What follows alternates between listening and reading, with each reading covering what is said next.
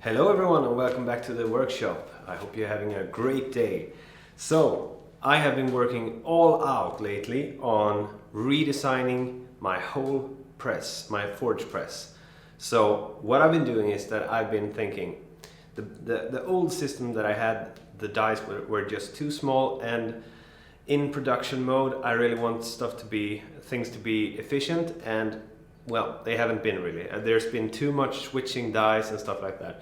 And I thought, maybe I can redo the whole system, make bigger dies and have more dies next to each other. So I've been thinking a lot, and I've been doing a new design on my forest axe, which you can see right here. And well, let me just show you what I've been doing and what I'm working on right now. So the old die system were these dies. Very small and easy to move around and switch out. But for this new system, I wanted something bigger. Now it's not going to be the full length of this, but probably around here. And you can see you can fit a lot more things on this, so that you can have, for example, two different types of dies on the same die plate, basically.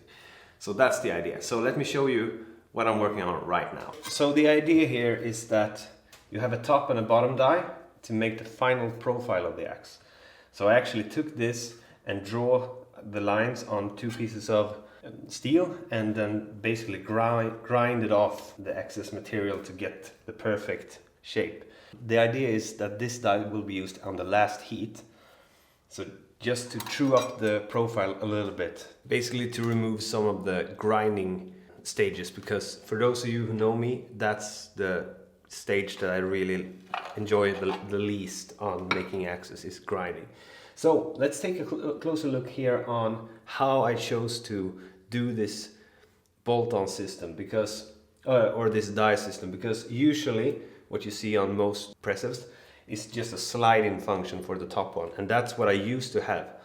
I used to have the slide-in. The problem with that is it's really hard to get it exactly tight, so it wiggles a little bit, which can be quite irritating when you need precision.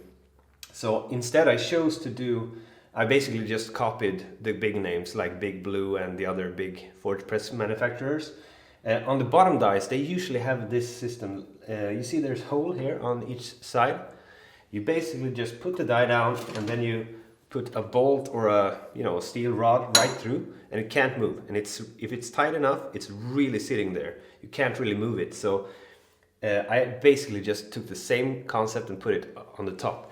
Now I know it's a compromise. The other system is way faster, but with the width of these dies, I can have more dies on the same die set basically. So you're losing a little bit of speed in the changing process, but you're gaining a lot more stability, and that's why I chose to have it that way, because sometimes when you really need the precision, you really need it and you can't really screw up, right? So that's how I chose to do it. So let me show you what I'm doing on these sets of dies, because there's way more space here that needs to be filled. Alright, so on the left we have the finishing profile dies, but just next to it we're going to have it's not a flattening die, it actually has a bit of curve to it that's to help shape the flat side of the axe basically. And we're also going to make a cutoff tool to cut off excess material.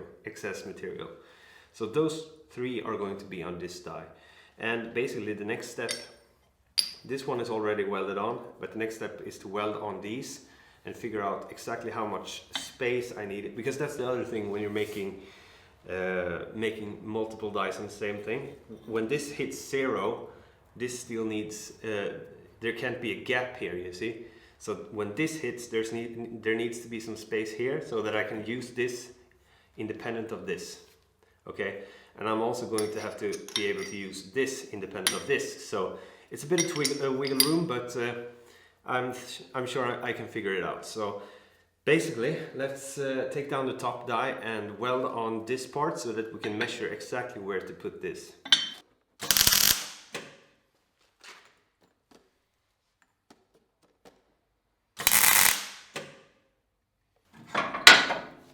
There we have the bottom die in place, and here we have the other die. Let's see if we figured it out.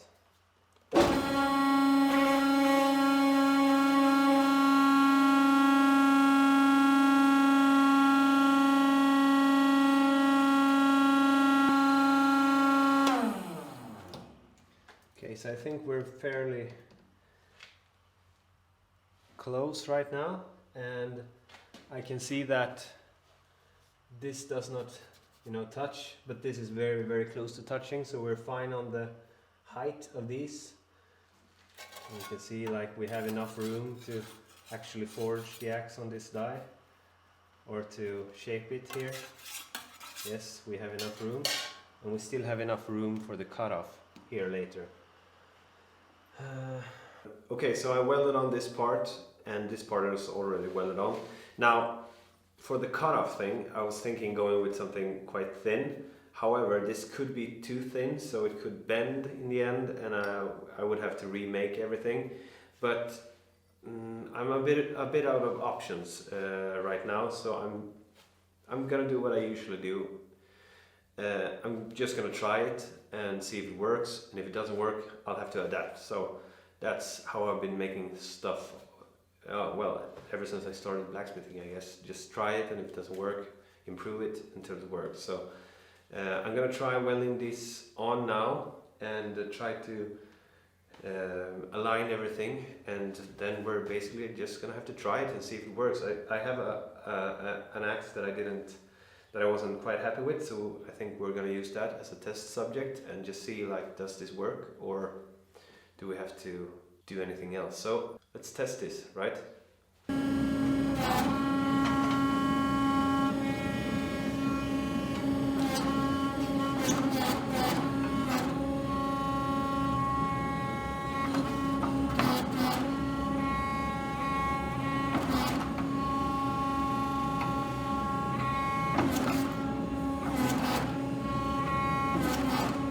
What an absolutely fantastic experience that was, because the axe turned out exactly like the shape here.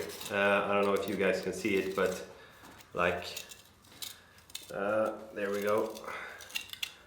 Like, the profile is exactly the same. The only thing that really didn't work as I planned was the cutoff thing. So I might have to reconsider that, but there could also be the other issue that I'm thinking is that since this was a failed axe, basically, the eye was too small, so I just used this as a test. Usually when you need to cut off the excess material on the edge, there's usually a little bit more material, so maybe there wasn't enough to grab it, so that could be the issue. But other than that, like the profiling tool and the squishing tool worked really, really great, so I'm super stoked about that. So we have lots more dies and fixing up here in the workshop to do before we can go into full production, so I hope you'll stick around to the next video. You can follow me on Instagram if you want to. You can find me there, find all the links in the description. I hope you have a wonderful day, and I'll see you in the next video. Goodbye.